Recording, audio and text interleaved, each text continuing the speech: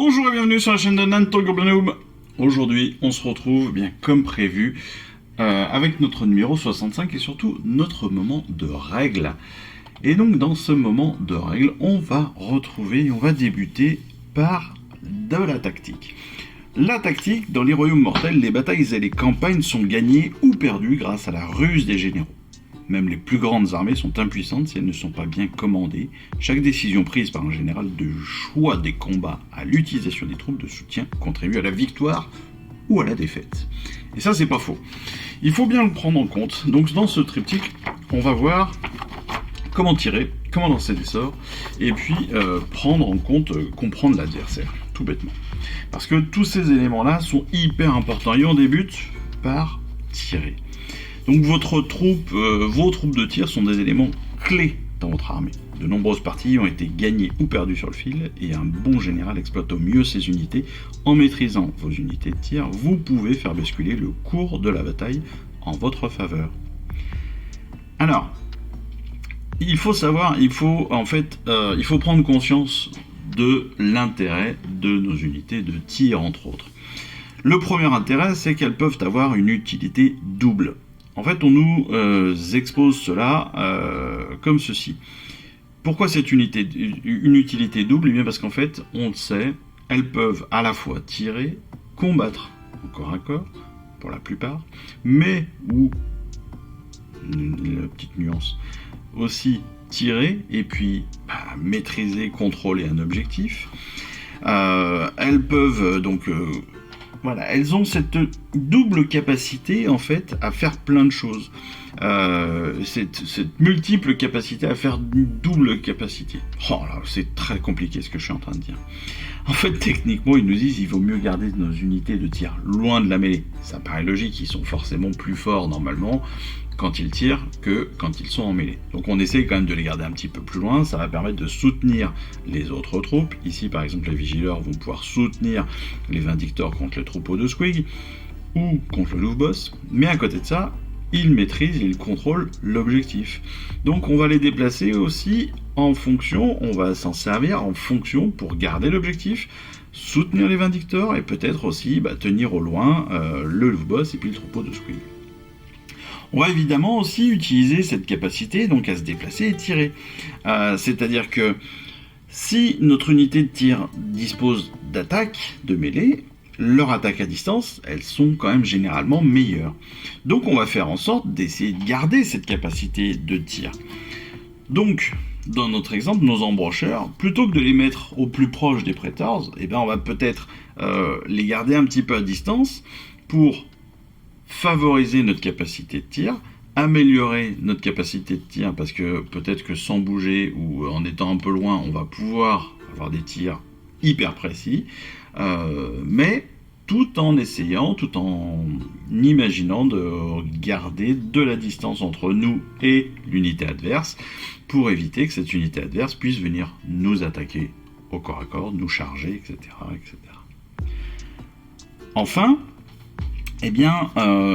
nos unités de tir, il va falloir aussi les responsabiliser, entre guillemets, dans le choix des cibles.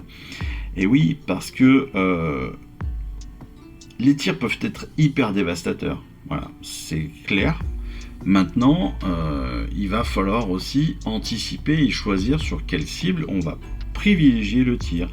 Parce que derrière, évidemment, on va peut-être plus se mettre en danger avec une unité qu'une autre. Et donc, il vaut peut-être mieux privilégier des tirs de loin contre une unité un peu plus forte, se dire que bon, je peux mériter, ici dans notre exemple, on a des vigileurs, le gargan et puis des surnifleurs. Peut-être qu'il vaut mieux tenter de tuer le gargan en premier, éviter qu'il nous approche de trop près, parce qu'il est peut-être certainement beaucoup plus puissant au corps à corps que les surnifleurs ne pourraient l'être. Donc ça, c'est toutes des petites techniques comme ça qu'il va falloir garder en tête pour améliorer notre jeu. Lancer des sorts. Lancer des sorts aussi, c'est un élément important dans la tactique. Pourquoi ?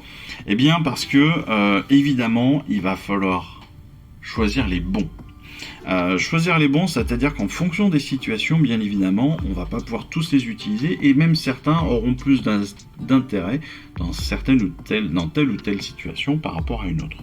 Donc, il va falloir vraiment réfléchir à quel sort je choisis, quelle liste de sorts je peux prendre, comment est-ce que je vais m'en servir, contre qui je vais m'en servir, est-ce que je vais affecter mes adversaires, est-ce qu'il vaut mieux que j'essaye d'affecter, d'accompagner et d'aider mes unités, enfin voilà, tout cela se réfléchit. De la même façon, au même titre que les unités de tir, on va réfléchir et anticiper aussi sur le comportement de notre adversaire et sur le nôtre pour peut-être garder une portée de conjuration très forte. Je m'explique.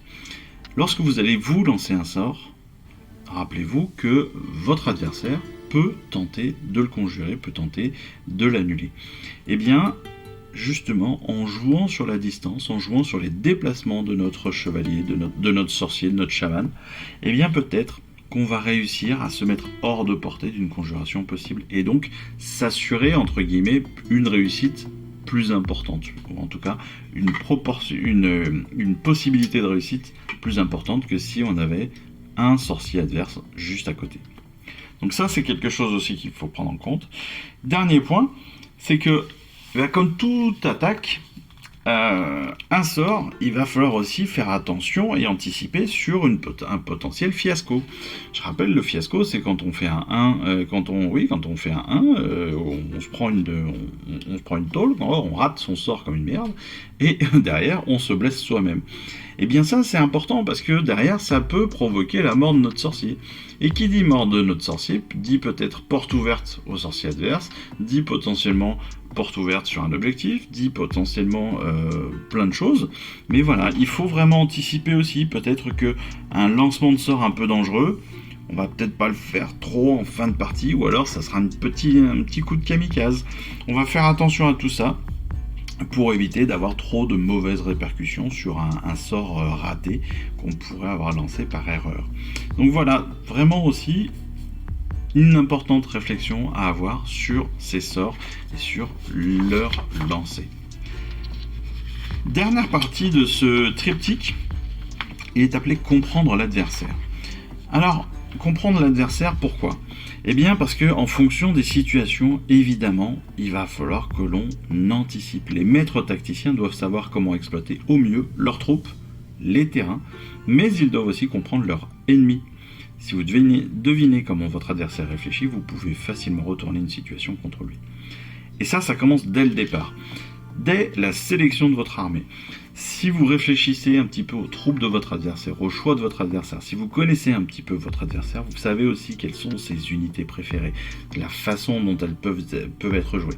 C'est pour ça que c'est toujours intéressant de lire un petit peu tout ce qui se passe autour de AOS, de découvrir un petit peu tout ce qu'on peut trouver sur Warhammer Community, entre autres dans la partie AOS téléchargement. Vous allez découvrir plein de choses, entre autres les pouvoirs, les aptitudes des différentes unités. Et ça peut être très intéressant à connaître au moins sur les grandes lignes, pour pouvoir sélectionner votre armée en fonction un petit peu de tout cela. Ça, c'est le premier point. Deuxième point, c'est évidemment au niveau du déploiement.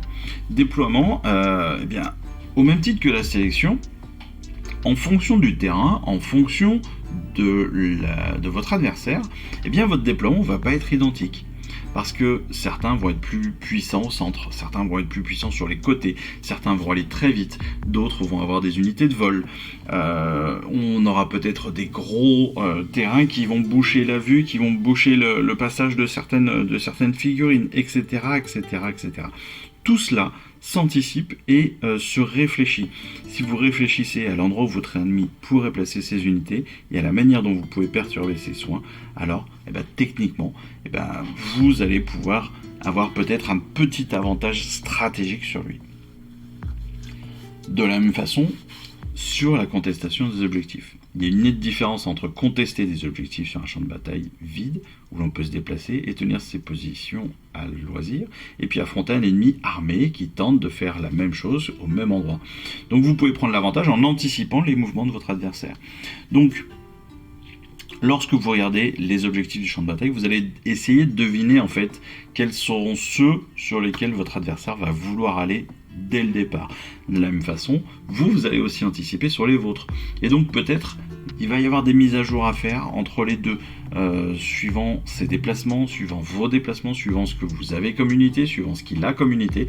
Vous allez pouvoir comme cela déterminer où placer, comment les placer, vers quel objectif je vais aller, vers quelle stratégie je vais me positionner. Est-ce que je vais pas recentrer peut-être plus mes armées vers le centre parce que lui, je m'aperçois qu'il est un petit peu moins fort au niveau du centre, etc., etc. On va jouer comme cela en fait sur les différentes situations de la partie et sur sa façon de jouer pour améliorer évidemment notre situation et notre stratégie. Et donc ça revient bien évidemment, ça découle évidemment sur les combats. Bien sûr, les décisions prises dans le feu de l'action peuvent apporter la victoire comme la défaite. Chaque unité a un rôle à jouer dans votre triomphe, et chaque choix d'envoyer une unité au combat doit être mûrement réfléchi. En sachant comment équilibrer vos objectifs et ceux de votre adversaire, vous maximisez évidemment vos chances de gagner la partie. Et c'est pas vrai, c'est pas faux. On l'a vu dans le tir. En fonction de quelle unité je vais attaquer en premier, en fonction de quelle unité lui va attaquer en premier. Si vous avez des grandes pièces, eh bien très certainement ça va être des points d'attraction pour votre adversaire. Et donc vous allez peut-être pouvoir justement anticiper et aller sur d'autres objectifs, sur d'autres unités avec vos unités secondaires. De la même façon, si vous regardez ses placements à lui, il va falloir aussi que vous anticipiez et que vous réfléchissiez à comment vous allez l'attaquer bien évidemment, mais surtout à comment lui va réagir. Et en fonction de comment lui pourrait réagir, vous allez devoir aussi adapter votre stratégie pour améliorer justement votre capacité à le battre et surtout votre capacité à prendre les bonnes décisions, clairement. Parce qu'au début de chaque tour, en fait, au début et à la fin de chaque tour, je pense qu'il est important plus ou moins déjà de planifier ce que vous allez faire. Quand vous débutez un tour, il faut que vous ayez planifié non seulement ce que vous allez faire, mais ce que votre adversaire pourra faire par la suite si vous réussissez tous vos jets et si vous ne les réussissez pas.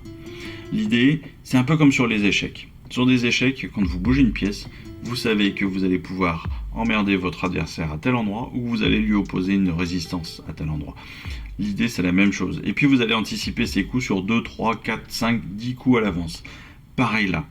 L'idée, c'est exactement la même chose. C'est-à-dire que si vous bougez une unité, si vous attaquez une unité, il faut que vous ayez anticipé sur est-ce qu'elle va pouvoir me répondre? Est-ce que je vais pouvoir la détruire? Si je ne la détruis pas, combien est-ce que j'ai de probabilité d'en toucher? Combien est-ce que je vais en toucher? Est-ce que j'ai un risque derrière? Etc., etc.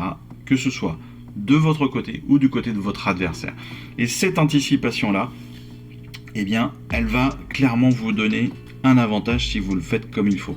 Prenez le temps de comprendre ce qui donnerait à votre ennemi le plus grand avantage pour provoquer des combats calculés, pour perturber ses plans. Ne vous laissez pas entraîner dans des affrontements inutiles. C'est très bien dit, je trouve, et je trouve que c'est très très propre comme triptyque. Je le trouve assez bien fait, même si sur le principe il est qu'informatif.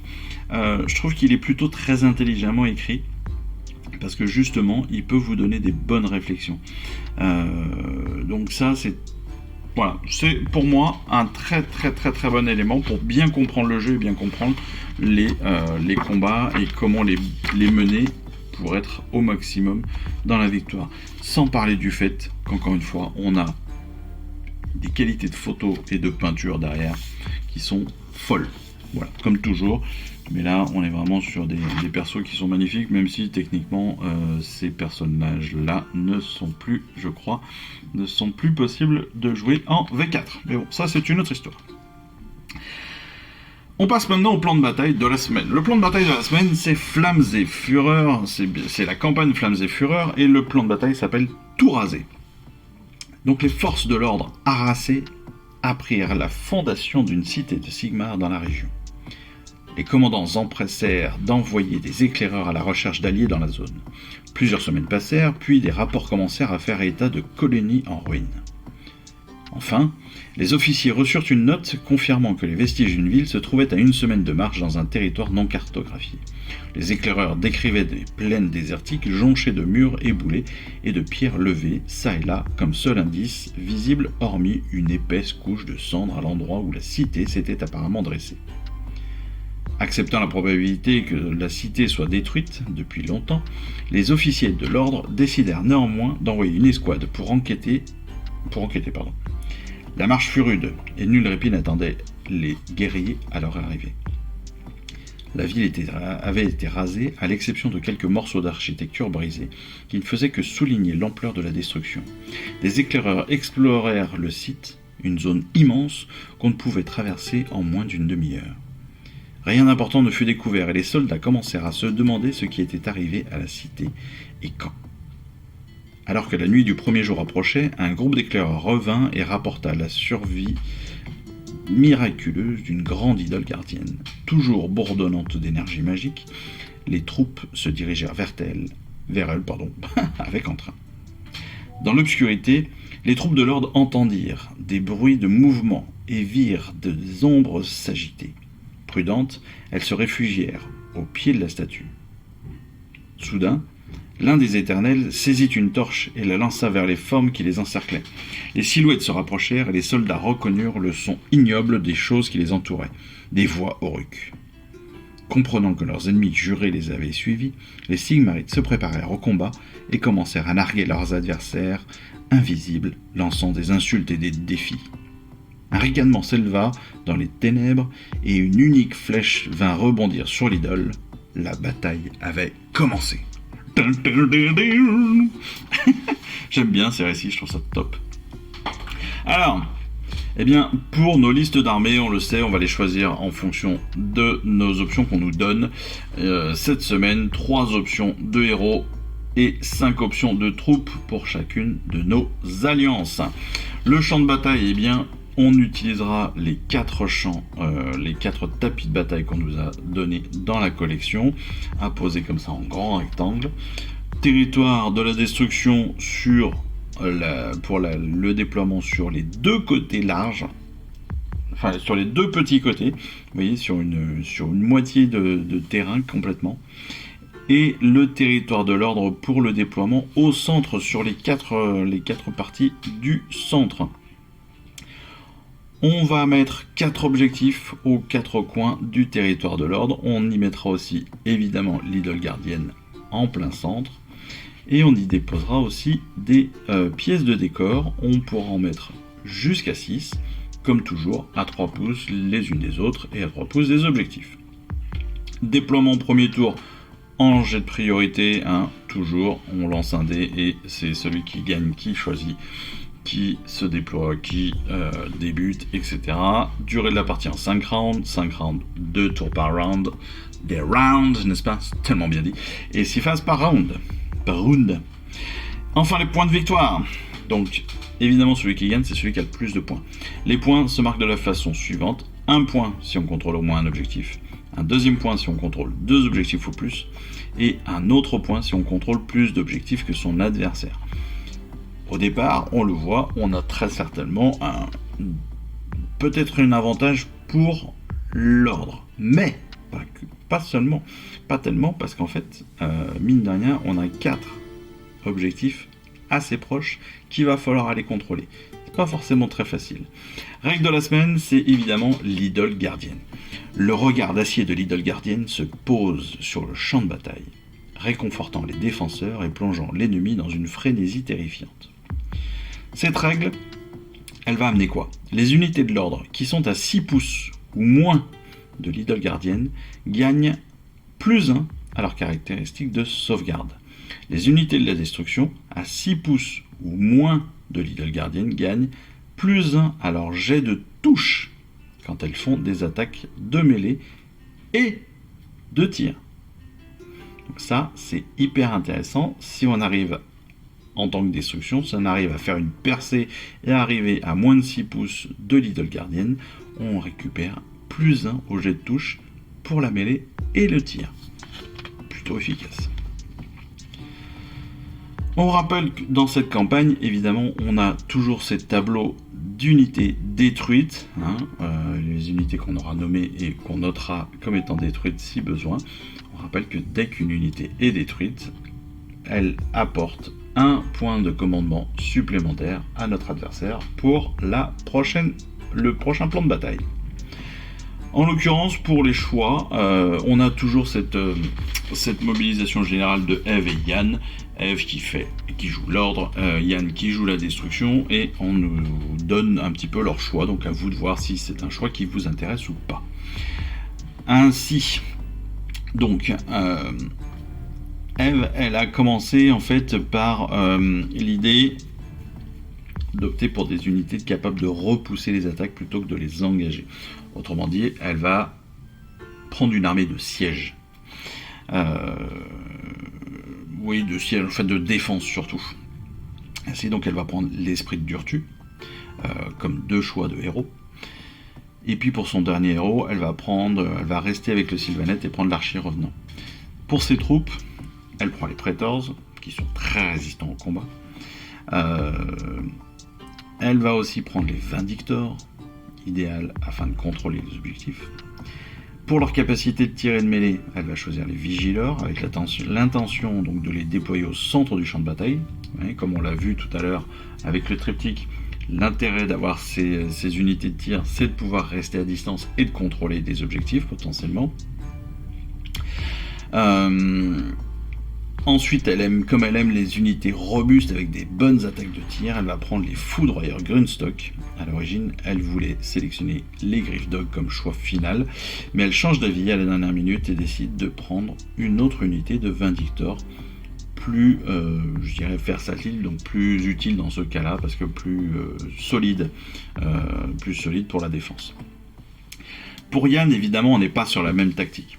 Le but de Yann, lui, ça va être d'aller agresser son adversaire, forcément, parce que lui, il sera sur les côtés, il va devoir aller sur le centre, tandis que Eve, elle est sur le centre et qu'elle devra rester sur le centre, rester sur les 4 objectifs.